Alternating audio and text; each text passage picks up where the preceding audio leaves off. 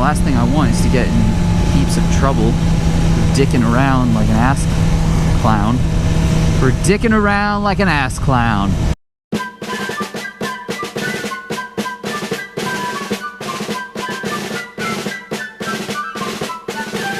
Yo, what is up guys, DukeOfDC here. Welcome to another video and another Tuesday Reviews Day. Now yes, I know I've already given you one of these, but this is the second one. It's my second ride review of the BMW S1000XR, and this is my subscriber and new friend Cuban Rider's bike, and so I'm going to link the shit out of his content because he actually is probably one of the better riders I've seen on YouTube. He's got some sick Tail of the Dragon stuff, he has some sick track day footage, and he's actually starting to get into like the moto vlog game. So go give him a follow, send him some DukeOfDC love, and yeah, go subscribe to his channel because this is his weapon. Okay, so, you know, you guys already know a lot about the S1000XR. It's the same inline 4 from the S1000XR and RR with the S1000XR tune. It's got that upright riding position. It is much more comfortable than most sport bikes and super sport bikes, yet it has that super sport feel to it. It has a lot of power. It's 160 horsepower.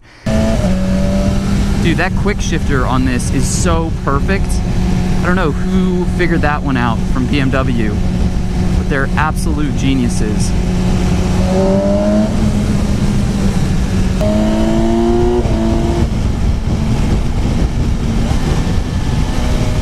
Oh my god. Okay, so when you're riding around in a parking lot, you know, you kind of feel the size and it's a little off-putting and whatnot. But then you get it out on the highway and it is just so good. It's so stable and sturdy and at home. The comfort is unbelievable. The power is out of this world. Oh, it has so much power.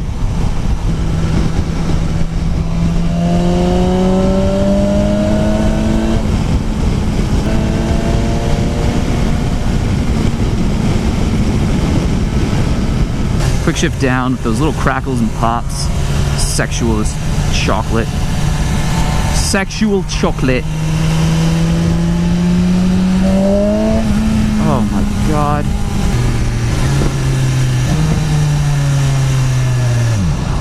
With a pair of earplugs in, it's eerily quiet.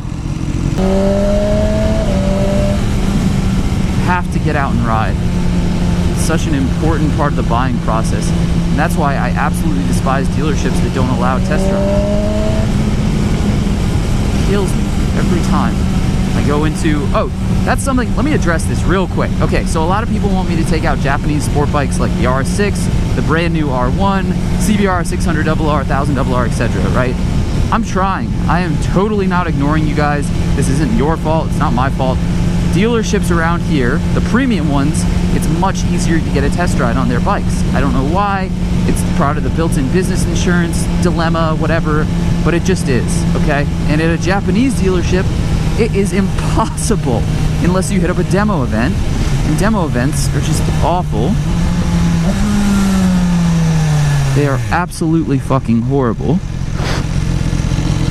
because there's so many people. You have all of like 2 seconds on a bike.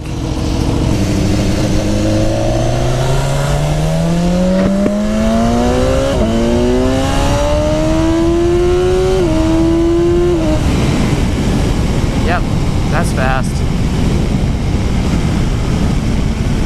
That's certified fast. That's pretty fucking fast. It doesn't even feel fast. It just is fast, period. It feels docile, to be honest. Like the wind rush, everything like that is so controlled that oh god. Ugh. The feeling though, the sensation of speed internally is still there. I feel the tingling in my testicles, the rising fluids.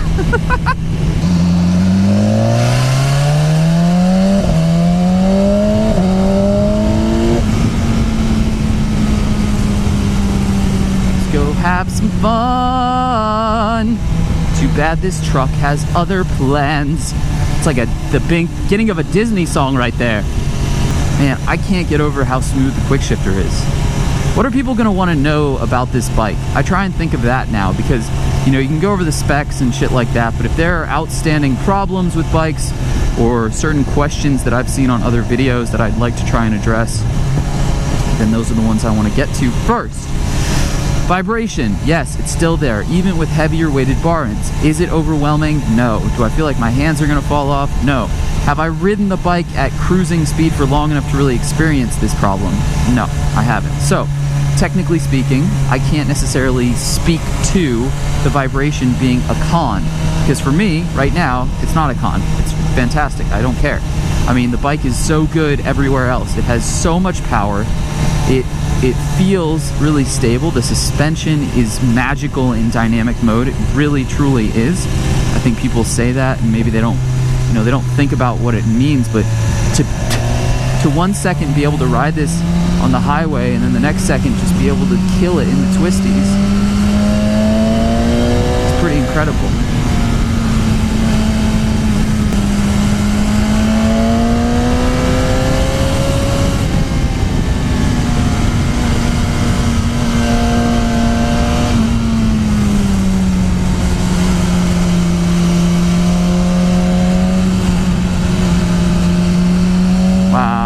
Feels so good. It feels so good. Turn here? Yes. Oh God, let's give this Prius a second. Quite a bit of schnit on the road because it's been rainy. Rainy.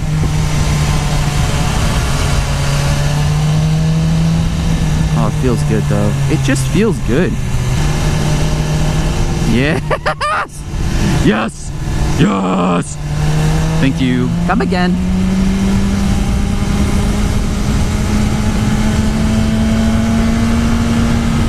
Oh, this is quite a turn, actually.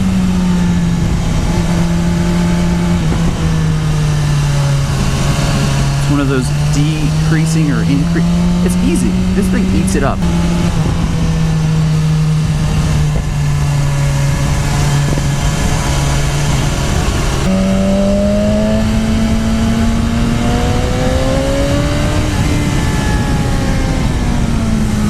Brakes feel so good. Turn in is ridiculous. Like, I oversteer everything because motorcycles are just so agile that I never need quite as much lean as I'm anticipating. Second gear all day. So usable, right? Ridiculous amount of power. I don't even get near redline, coming up to like 70 miles an hour.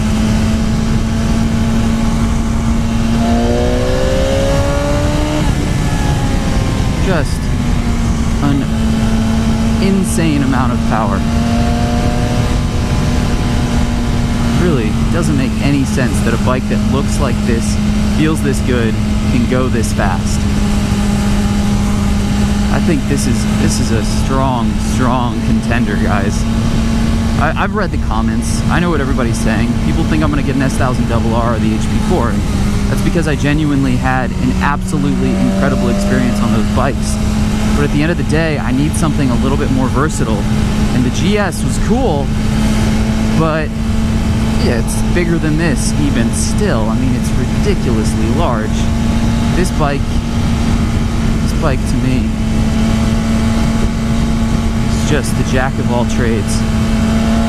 What is that? Man, that suspension's dynamic mode's pretty incredible. It takes a little bit of getting used to because you might come into it a little soft, but it stiffens up.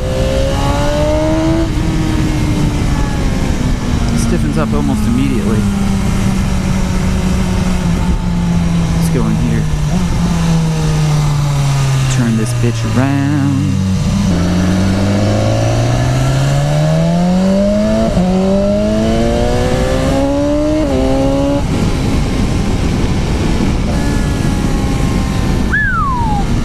Bike will get after it. Oh God, biker. Oh no, biker. But yeah, we're going to Clifton. We're gonna switch bikes so that he and his wife have a little bit more comfortable journey. We're gonna keep riding together though. It's such an awesome riding day. It's really cool, which never happens in July in Virginia. There's no humidity. It's absolutely beautiful. Love it. Day before the 4th of July. So yeah, let me give you guys a final verdict. I feel like I've been really terrible about closing out these videos recently. So, as you know, I'm in the market for a new motorcycle. I know it's gonna be a BMW. I love dynamic dampening control suspension. I think it really makes, it's a big thing for me because I love versatility in bikes, and it just makes this bike so much more than one thing. And it makes it more than two things. It makes it more than, it makes it 100 different bikes. In dynamic mode alone, this bike has so many different characters. And it's so ridiculously fast. For a bike this stable, it feels so, or a bike this tall and large, it feels so stable. And it just pulls so hard. Oh my God. But will it be an S1000XR? I can't say right now. I'm still in the deliberating process. Do I think this is an incredible bike and worth the money? Yes. Yes, I do. I think that in a year or two, they'll release a new version of this that has maybe like a counterbalancing shaft or something to get rid of the vibration, and a few other bits here and there just to take care of some of the, the Gen 1 issues that are common. Okay, that's what people need to remember. This is a Gen 1 bike. BMW had probably been thinking about this for a bit, but maybe it was rushed along by the success of the Multistrada. And so at the end of the day, you release a bike that isn't 100%. It's 95% of the way there. The quick shifter is sublime. Cruise control, super convenient. What else can I say? The only bad things I can say about the bike is when you do turn it in, it's got a little bit of a wobble, and I think it's because the steering rake is just so steep, and it feels a little bit strange. It feels kind of unnatural from what I'm used to on the Tuono. But again, it's not a super naked bike. It's not a Tuono, and it has that longer travel suspension because this is technically classified as an adventure bike. Make sure there's no cops there. Yeah. But yeah, honestly, this is as close as it gets for me to being perfect in almost every single way, just because of how versatile it is. It's so many different bikes in one, and it's almost like a sleeper bike because you look at it right next to an S1000XR, and it's not going to turn heads, It's not the most sexual looking bike, but if you put both of them in the twisties together, it's gonna be hard for that S1000XR, to lose the rider. I just think it's exceptionally well designed. I love the concept. I've always loved the Multistrada, but I never really wanted it, that kind of a bike in a twin. I think that the inline 4 that BMW has here is just golden. Incredible powerhouse. It makes you feel like you're a faster, better rider. The power delivery is so fucking smooth. Love it. This is a weird one. Oh, hop skip.